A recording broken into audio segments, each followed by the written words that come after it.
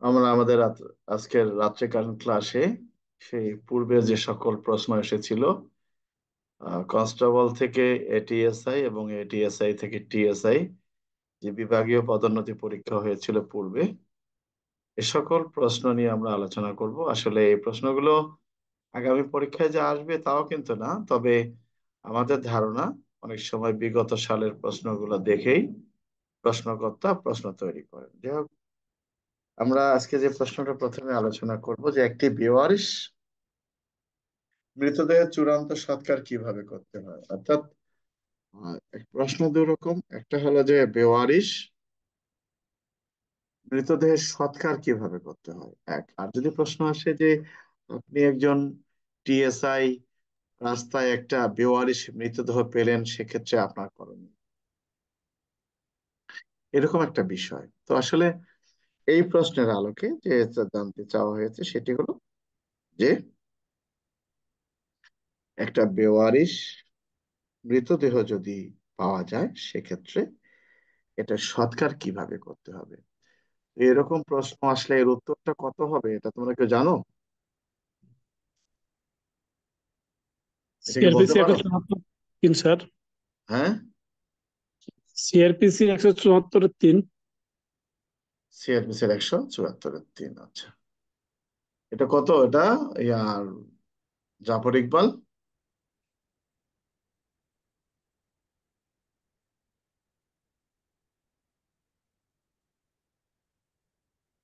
কে?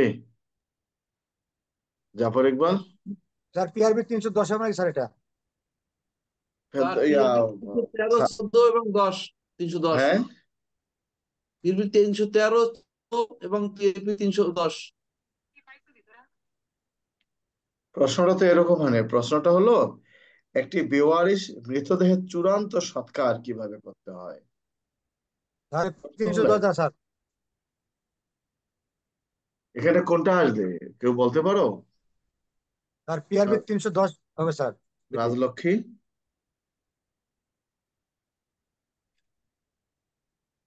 আসলে এই জাতীয় প্রশ্নের যে বিষয়টা, এর উত্তর হলো পিআরবি 310।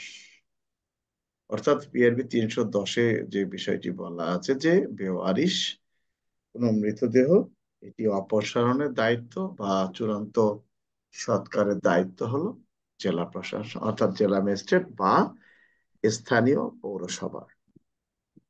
সেখানে আর একটা কথা বলা আছে এখানে, যে যে মৃতদেহটি রেল লাইনের মধ্যে পাওয়া গেছে, এই মৃতদেহটি যদি তার আত্মীয় স্বজন নিতে না চায়, সেক্ষেত্রে এই মৃতদেহটা যদি সেখান থেকে সরানো হয়, তাহলে সরানোর যে অর্থটা ব্যয় হবে, এই অর্থটা জেলা ম্যাজিস্ট্রেটের ফান্ড থেকে প্রদান করা হবে। তার মানে একটি বেওয়ারিশ মৃতদেহের সৎকারের বক্তব্য, এই কথাটা যেখানে বলা হয়েছে, আমাদেরকে বুঝতে হবে এটা পিআরবি 310-এর প্রশ্ন। আমরা হয়তো অন্য কোনো ধারা কিংবা অন্য কোনো আইনের কথা বলবো, আসলে বিষয়টা এরকম না। কি আমার কথা কি বুঝতে পারছো না, বোঝো নাই? স্যার বুঝতে পারছি স্যার। আর এই প্রশ্ন যদি আসে যে কোনো বেওয়ারিশ বা কোনো অজ্ঞাতনামা মৃতদেহ পাইলে পুলিশের করণীয় কি, একটা হলো পাইলে করণীয় কি, আর একটা হলো যে মৃতদেহ চূড়ান্ত সৎকার কিভাবে করতে হবে। একটা সেকেন্ড,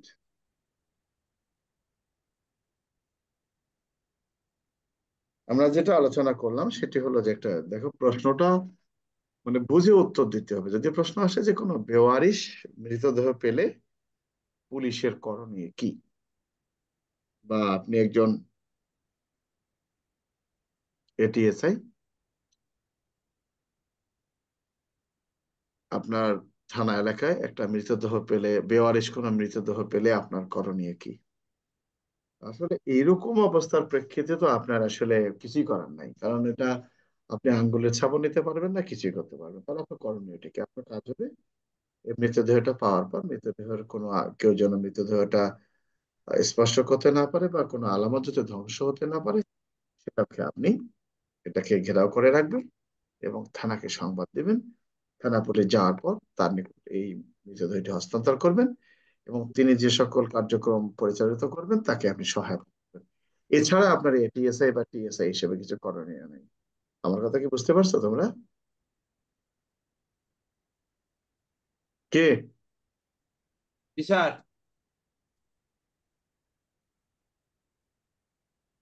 তো এখন কথা হবে, স্যার এখানে কি কি ধারা দেব? কোনো ধারা না। এখানে প্রশ্ন অনুযায়ী, অর্থাৎ আপনার করণীয় কি? আপনি ফাঁড়ির ইনচার্জ, আপনি একজন টিএসআই, আপনি অমুক ফাঁড়ির ইনচার্জ, আপনার ফাঁড়ি এলাকার কোনো একটি স্থানে একটা অজ্ঞাতনামা ব্যক্তির লাশ পাওয়া গেছে। সেক্ষেত্রে আপনার করণীয় কি? অজ্ঞাতনামা লাশ সম্পর্কে যে কাজটা করতে হয় ফাঁড়ির ইনচার্জ যদি থাকে তাহলে উত্তরটা হবে একরকম, আর টিএসআই যদি উল্লেখ থাকে তাহলে আর একরকম। আমার কথা কি বুঝতে পারছো না বোঝো নাই? বুঝতে পারছি স্যার। কারণ ফাঁড়ির ইনচার্জ এখানে কোনো র্যাঙ্কের কথা বলা হয়নি, তাহলে বুঝতে হবে পিআরবি 313 এবং 314 প্রশ্ন। আর যদি এরকম হয়ে থাকে যে আপনার টিএসআই হিসেবে আপনার করণীয় কি, তো টিএসআই আপনি এটিএসআই আপনি তারা ছুড়োথালো করতে পারবেন না, আপনি কোনো ব্যবস্থা গ্রহণ করতে পারবেন না। আমার কথা কি বুঝতে পারছো? কিন্তু আপনি লাশটা ঘেরাও করে রাখতে পারবেন পরবর্তী অফিসার না আসা পর্যন্ত। কি সামেদুল কিছু বলবা? না স্যার, শুনতেছি স্যার। আচ্ছা। আর এখানে যে প্রশ্নটা এসেছিল যে একটি বেওয়ারিশ মৃতদেহ চূড়ান্ত সৎকার কিভাবে করতে হয়, সেটা আমরা পিআরবি 310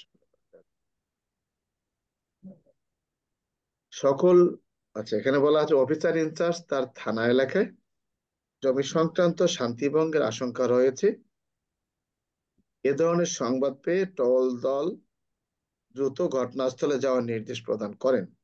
এরূপ পরিস্থিতিতে টহল দলের ইনচার্জ ঘটনাস্থলে উপস্থিত হয়ে কি কি ধরনের ব্যবস্থা গ্রহণ করবেন? কি করবেন? স্যার, সিআরপি হ্যাঁ, 151 দ্বারা স্যার বিনামূল্যে গেল স্যার ওকে ঘটনাস্থলে। হ্যাঁ, এখানে বক্তব্যটা তাই, এই ধরনের ব্যক্তিদেরকে সিআরপিসির 151 ধারা অনুযায়ী টহল দলের ইনচার্জ বিনা পাওনায় গ্রেপ্তার করবে। এখানে কিন্তু এরকম কথা আসবে না যে আমি ওখানে গিয়ে পেনাল কোডের 154 ধারা বা পিআরবি 252 বিধি অনুযায়ী সতর্কীকরণ নোটিশ দেবো, তা কিন্তু নয়। ঘটনা হলো যে অফিসার ইনচার্জ তার থানা এলাকায় জায়গা জমি নিয়ে শান্তি ভঙ্গের আশঙ্কা রয়েছে এরকম একটা সংবাদ পেয়ে আপনাকে সেখানে যেতে বললেন। তো যাওয়ার পরে আপনি আম, আচ্ছা, এরূপ পরিস্থিতিতে টহলদারের ইনচার্জ ঘটনাস্থলে উপস্থিত কি ধরনের ব্যবস্থা গ্রহণ করবেন? এরূপ পরিস্থিতিতে তার মানে কি, আপনি ওই অফিসার ইনচার্জ যে কথাটা বলছে এটা সঠিক, তার মানে সেখানে শান্তি ভঙ্গের আশঙ্কা রয়েছে। শান্তি ভঙ্গের আশঙ্কা রয়েছে তাহলে আপনি তাদেরকে কি করতে পারেন? বিনা পরোয়ানায় গ্রেপ্তার করতে। আমার কথা কি বুঝতে পারছেন না বোঝো নাই? আর বুঝতে পারছি স্যার। কি আজাদ, কোন ধারা হবে?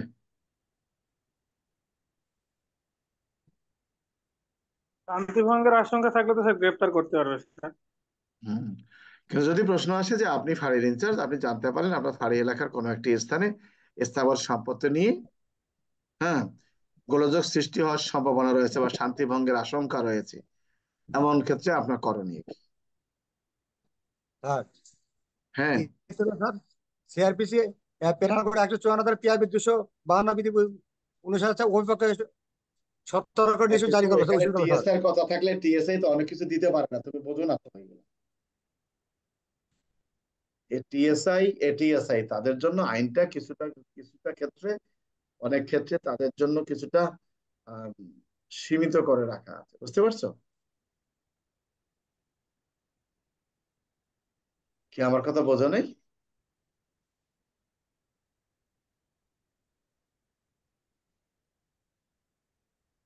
কি সামেদুল, কথা শোনা যায়? যায় স্যার।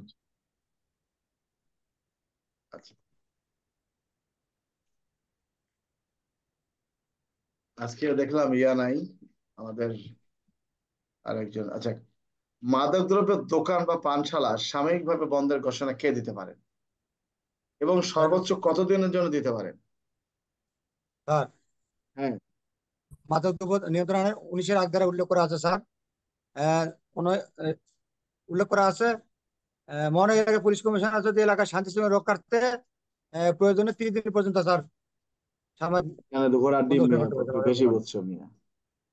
উত্তরটা কি হবে সাবেদুল?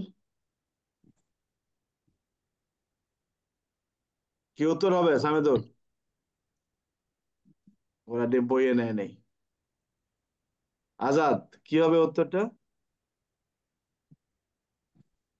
মাদকদ্রব্য নিয়ন্ত্রণ আইন 2018 19-এর 1 ধারা উল্লেখ করা আছে, যদি মহানগর এলাকার তার মহানগর পুলিশ কমিশনার যদি জানতে পারেন যে স্যার তার এলাকায় আইন শৃঙ্খলা রক্ষার্থে কোনো মাদকদ্রব্যের দোকান বন্ধ করা প্রয়োজন, তাহলে তিনি লিখিত আদেশ দ্বারা 30 দিনের জন্য মাদকদ্রব্যের দোকান বন্ধ ঘোষণা করতে পারেন।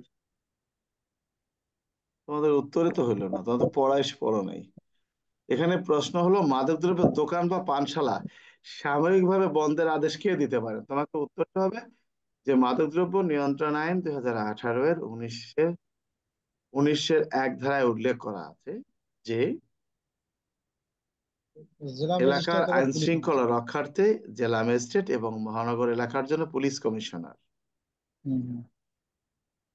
এলাকার আইন শৃঙ্খলা রক্ষার্থে বা শান্তি শৃঙ্খলা রক্ষার্থে মাদকদ্রব্যের দোকান বা পানশালা সর্বোচ্চ 30 দিনের জন্য সাময়িকভাবে বন্ধের আদেশ দিতে পারেন বা ঘোষণা দিতে পারেন।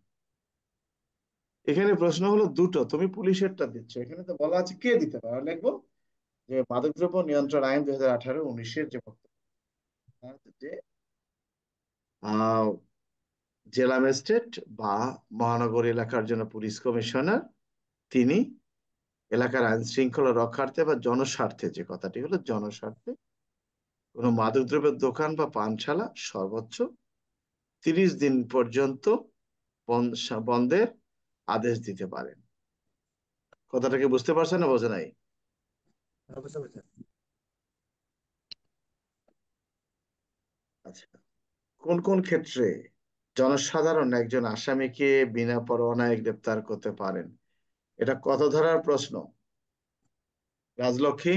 আর তুমি আগে ফাও কথা বলিও না তোরে, আমি এটা পছন্দ করি। আমার যে এত কিছু দোষ তুমি জানো না, আমি এই ফাও কথা ফাও কাজ। যার কাছে জিজ্ঞেস করেন বলেন, স্যার তো একদিন বলে দিয়েছে। কারণ আমার একটা ছাত্র আছে, যে ছাত্রটাকে আমার ডেভেলপ করতে হবে, এ হয়তো নাও বুঝতে পারে, সে যদি না বুঝে হুঁক টানে যায় অত লাভ নাই আমার। রাজলক্ষ্মী, জি স্যার। কোন ক্ষেত্রে একজন জনসাধারণ একজন আসামিকে বিনা পরোয়ানায় গ্রেপ্তার করতে পারেন? স্যার সিআরপিসি 59 দ্বারা উল্লেখ আছে যে যে কোনো সাধারণ এটা নাগরিক। এটা কি 59 ধারা হবে না 59-এর 1 হবে? স্যার 59 এক হবে। কি বলো তো দেখি কি আছে। উল্লেখ আছে কোন কি নাগরিক তার দৃষ্টির মধ্যে জামিনের অযোগ্য বা আমলযোগ্য অপরাধ ব্যক্তিকে অথবা অপরাধ বলিয়া ঘোষিত হইলে কোনো ব্যক্তিকে গ্রেপ্তার করিতে পারিবেন, বিনা পরোয়ানায় গ্রেপ্তার করতে পারিবেন। মানে বক্তব্যটা হলো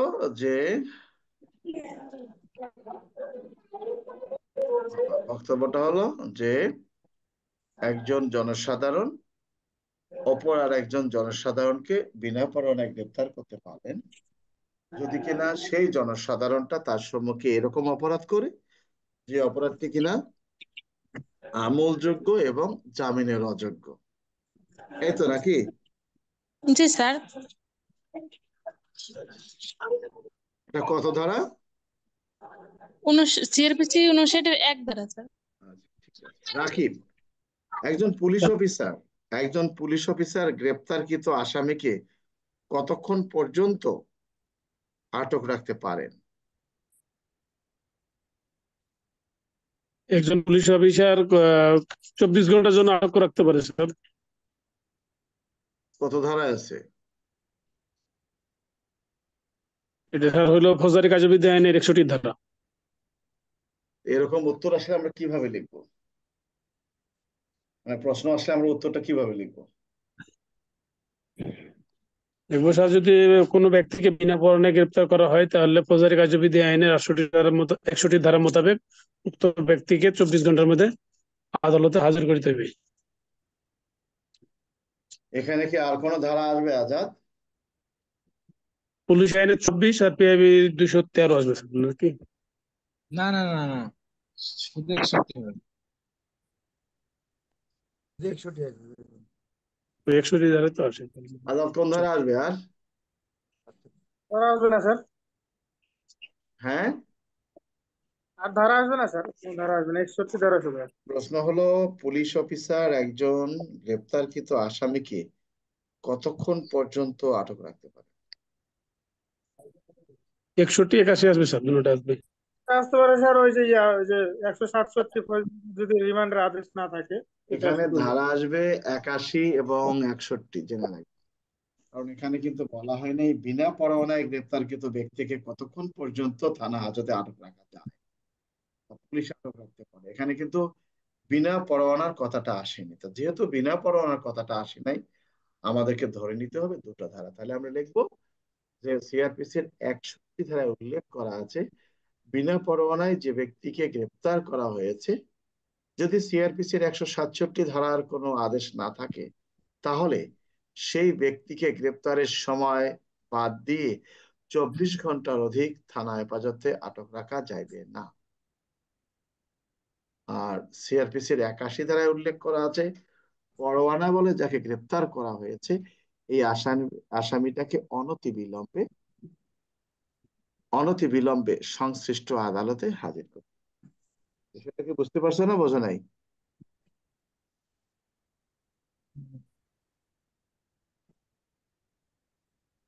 আমার কথা কি বোঝা গেছে?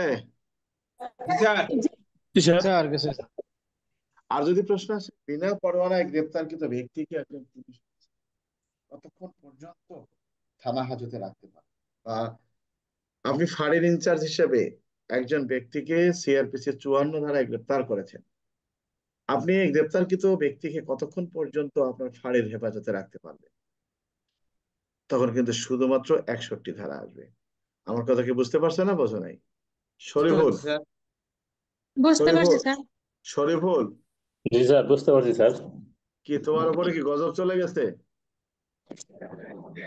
চলছে মোটামুটি, আমার উপরে চলে নাই, জানের উপরে চলে নাই, একটু মালের উপরে চলছে স্যার। মানে আবার কারেন্ট নাই। তোমার কি পার্সোনাল মোটরসাইকেল? জি স্যার। কি আর করবা, এই হলো আমাদের অবস্থা। চুরি কাকে বলে? চুরির উপাদান কয়টি ও কি কি? চুরি কাকে বলে? জাফর ইকবাল, চুরি কাকে বলে?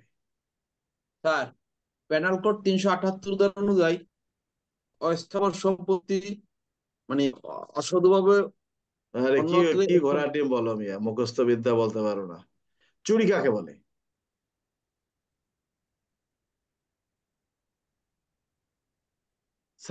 সামেদুল, চুরি কাকে বলে? চুরি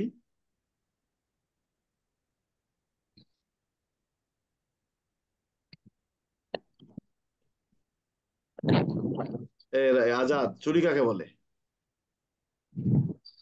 করে 300 ধারা অনুযায়ী চুরি বলতে বোঝায় যদি কোনো ব্যক্তি অপর ব্যক্তির দখলভুক্ত অস্থাবর সম্পত্তি সম্মতি রেখে অসৎ উদ্দেশ্যে এক স্থান অথবা অন্য স্থানান্তর করে, তখন তাকে চুরি বলা হয়। আর চুরি উপাদান স্যার হলো 5টি। আচ্ছা, বুঝলাম। এখন বিষয়টা হলো যে এই যে এদের যে ঘটনাটা, যদি কখনো সার্কুলার আসে যে উইদাউট বুকে পরীক্ষা, তা তোমরা কি ফেল করবে নাকি সবাই? হ্যাঁ, কি জাফর ইকবাল, স্যার, তো বিপদে পড়বা তোমরা। কঠিন বিপদ স্যার। কেন কঠিন বিপদ? তুমি যদি চুরি কাকে বলে না বোঝো, তাহলে কেমনে হবে? তোমাকে বলতে হবে পেনাল কোডের 378 ধারা অনুযায়ী চুরি বলতে বোঝায় যদি কোনো ব্যক্তি অপর কোনো ব্যক্তির দখলভুক্ত কোনো সম্পত্তি অসৎ উদ্দেশ্যে, অর্থাৎ কোনো অস্থাবর সম্পত্তি অসৎ উদ্দেশ্যে অসাধুভাবে, মানে অসৎ উদ্দেশ্যে এক স্থান থেকে অন্য স্থানে স্থানান্তর করে, তাহলে তাকে চুরি বলা হয়। চুরির উপাদান কয়টি? চুরির উপাদান 5। কি রিয়াজ শেখ? জি স্যার, 5টি। সামেদুল আসো, সামেদুল?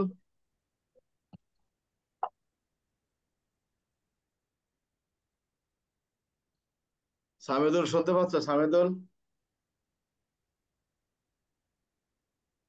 সামেদুল নাই।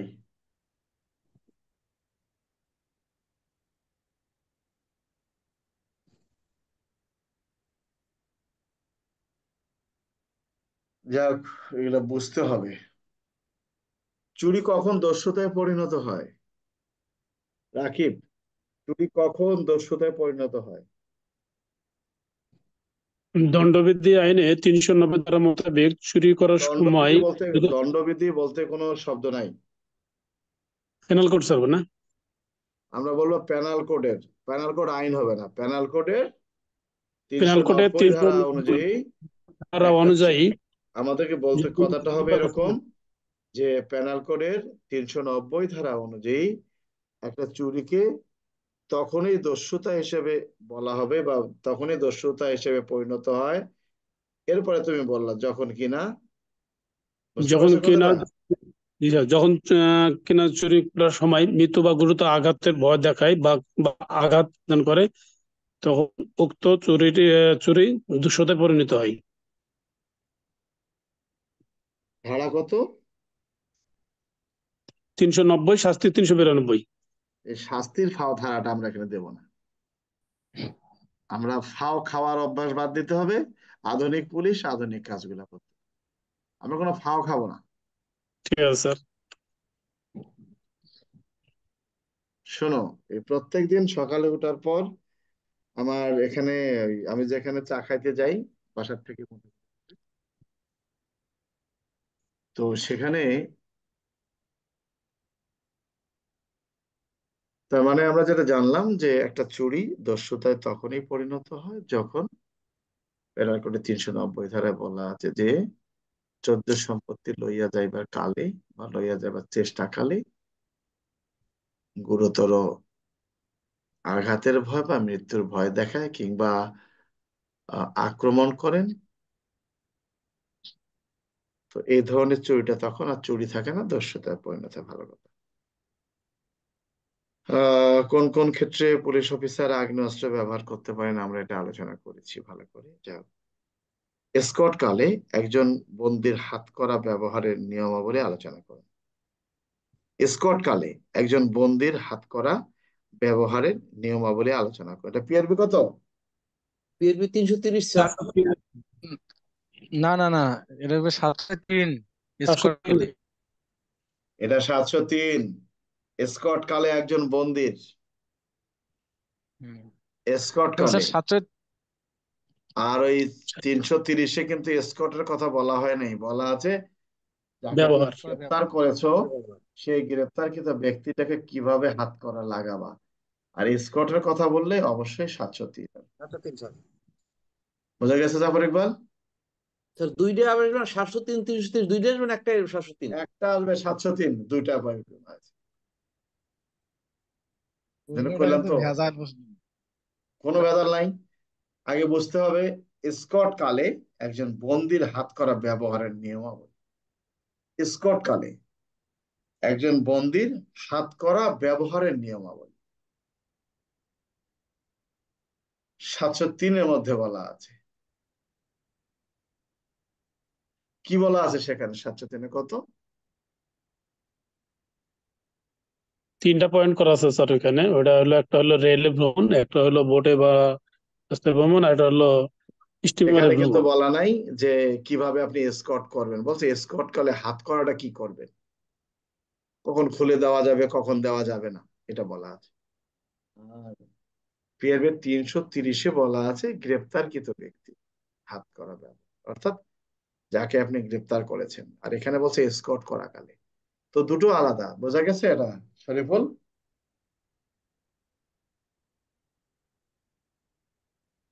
কি আমার কথা বোঝা গেল? জাফর ইকবাল বুঝছো তুমি? জাফর ইকবাল? বুঝতে পারছি স্যার, বুঝতে পারছি স্যার। আচ্ছা, আমরা এই পর্যন্ত শেষ করব। কার কি বলার আছে বলতে পারো। স্যার এখানে যদি আসে শুধু যে হাত করার ব্যবহার সম্পর্কে আলোচনা করো, তখন কি লাগবে? যদি প্রশ্ন আসে হাত করা ব্যবহার পদ্ধতি আলোচনা করুন, তাহলে তোমাকে 330 আসতে হবে। বুঝতে পারছো? স্কট উল্লেখ না থাকলে আর আমি 703-এ যাব না। 703 হলো আসামি পরিবহনকালে, এসকর্ট করা কালে। আর 330 হলো আসামি গ্রেপ্তারকৃত আসামিকে কিভাবে হাত করা লাগাবো বা হাত করা ব্যবহার পদ্ধতি। বুঝা গেছে? জি স্যার। বা কোন ধরনের ব্যক্তিকে হাত করা লাগানো যাবে, কাকে হাত করা লাগানো যাবে না। কি আপনাদের বুঝতে পারছেন না বোঝা নাই? বুঝতে পারছি স্যার। কি আর কারো কিছু বলার আছে? বলো, কি কি কার কি বলার আছে এখন বলো। স্যার, হ্যাঁ স্যার এই যে জমি জায়গা সংক্রান্ত, হ্যাঁ মানে স্যার এটা কখন 151 হবে আর কখন এই যে ইয়া পেনাল করে 154 এবং পিআরবি 252 হবে, এটা স্যার বোঝার উপায়টা কি স্যার? যদি প্রশ্ন আসে যে কোনো স্থানে জায়গা জমি নিয়ে কোনো সমস্যা দেখা দিয়েছে, সে লক্ষ্যে আপনি কি ব্যবস্থা নিতে পারেন। আসলে মূলত পুলিশ সেখানে সিআরপিসি এর প্যানাল করে 154 ধার সতর্কীকরণ নোটিশ, কিন্তু আপনি এটিএসআই, আপনি তো আর সতর্কীকরণ নোটিশ দিতে পারবেন না। বিষয়টা বুঝতে পারছো? আমার কথা বুঝতে পারছো না বোঝা নাই? জি স্যার, বুঝছি স্যার। যদি প্রশ্ন আসে যে আপনি একজন এটিএসআই অফিসার ইনচার্জের নির্দেশে অমুক স্থানে গেলেন, গিয়ে দেখতে পেলেন যে সেখানে স্থাবর সম্পত্তি নিয়ে দুটি প্রতিপক্ষ শান্তি ভঙ্গ করার চিন্তা ভাবনা করতেছে, এরকম ক্ষেত্রে আপনার করণীয় কি? দুটি প্রতি শান্তি ভঙ্গ দুইজনেই। এখানে সরাসরি তুমি 151 ধারা অনুযায়ী বিনা পণে গ্রেপ্তার করতে পারো। এখন যদি কেউ এখানে বলে যে না আমি 154 ধারার নোটিশ দেবো, 154 ধারার নোটিশ দিলা, তারা ভাইলেশন করলো, তখন কি করবা? এখন ঘটনা আছে আর এক। যদি প্রশ্ন আসে এবার এরকম যে আপনি ফাঁড়ির ইনচার্জ, জিনিসটা আগে ভালো করে বোঝো, আপনি ফাঁড়ির ইনচার্জ, স্থাবর সম্পত্তি নিয়ে একটি সমস্যা হয়েছে মর্মে জানতে পারলেন, তখন কিন্তু 154 হবে। আর যদি আপনাকে ঘটনাস্থলে যেতে বললো আপনি কি ব্যবস্থা নেবেন, তাহলে কিন্তু অ্যারেস্ট করবো। বিষয়টা ক্লিয়ার? জি স্যার, ক্লিয়ার স্যার।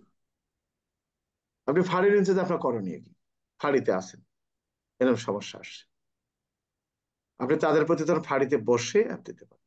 আর আপনি ঘটনাস্থলে আপনাকে প্রেরণ করা হয়েছে, আপনি কি করবেন? অ্যারেস্ট করবেন। বিষয়টা ক্লিয়ার? জি স্যার। হ্যাঁ, আর কারো কিছু বলো। রাহুল, হ্যাঁ বলো। স্যার ওই পিএরপি 390 এবং 273-এর ভিতর পার্থক্যটা কি স্যার? দুইটা বুঝতে পারতেছেন। পিআরবি কত? 390 আর 273। 273। 390 স্যার। পিআরবি 273-এ কি বলা আছে ক? ওই মামলার মানে খসড়া মানচিত্র। এটা হলো স্কেচ ম্যাপ। জি স্যার।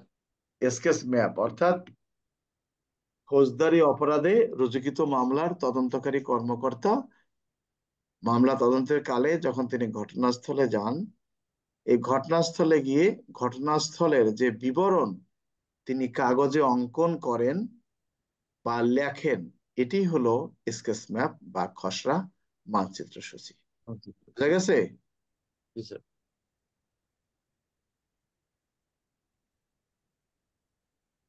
আর 390 কি বলা আছে? অপরাধ অপরাধ মানচিত্র নাকি? অপরাধ ম্যাপ বা মানচিত্র। হ্যাঁ, এটা আলাদা, এটা আলাদা, এটা আলাদা। ওখানে হলো তার থানা এলাকায় কোন অপরাধ কোথায় সংগঠিত হয় তার একটা নকশা, আর এখানে হলো আইও তদন্ত করতে গিয়ে নকশা অঙ্কন করবেন, দুটো আলাদা। বোঝা গেছে? কি বুঝতে পারছো না বোঝো নাই? জাফর ইকবাল, 273 390 বুঝতে পারি না স্যার। 390টা হলো থানা এলাকায় যে সকল অপরাধ সংগঠিত হয়, এ সকল অপরাধ অর্থাৎ কোন এলাকায় কোন ধরনের অপরাধ সংগঠিত হয় সে লক্ষ্যে যে নকশাটা তৈরি করা হয় সেটার কথা বলা হয়েছে। বুঝতে পারছি, এবার বুঝতে পারছি স্যার। এই যে অপরাধ ম্যাপ।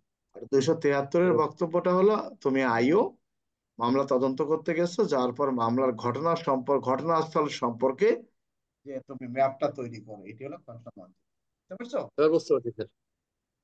আর কারো কিছু কিছু বলার আছে কারো? না স্যার, কিছু নাই স্যার। স্যার, মোবারক, হ্যাঁ বলো। কথা বলবো স্যার?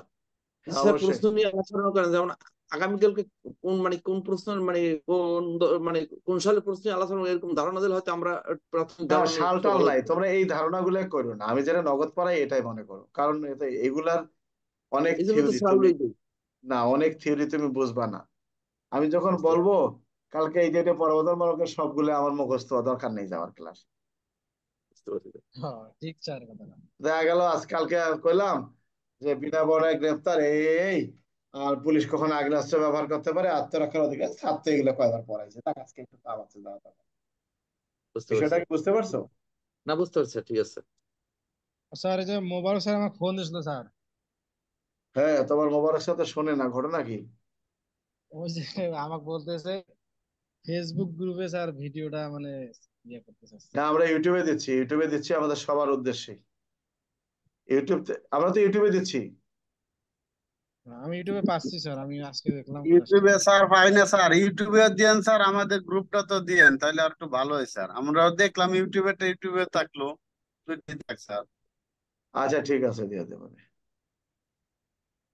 মানে আগে ঠিক থেকে আছে, তো স্যার এই যে দেওয়া অভ্যাস স্যার, এই জন্য আর কি সুবিধা আছে। আচ্ছা ঠিক আছে। স্যার আমাকে স্যার যে ফেসবুকে ইয়ে নিয়ন স্যার, আমি রিকোয়েস্ট দেওয়া আছে, অ্যাকসেপ্ট করলে হবে এখানে। তোমার? জি স্যার। আচ্ছা ঠিক আছে, করে নেবো। ঠিক আছে, সবাই ভালো থাকো, অসুবিধা নেই। ঠিক আছে। স্যার, জি স্যার ঠিক আছে। আচ্ছা, ধন্যবাদ সবাইকে। সালাম স্যার।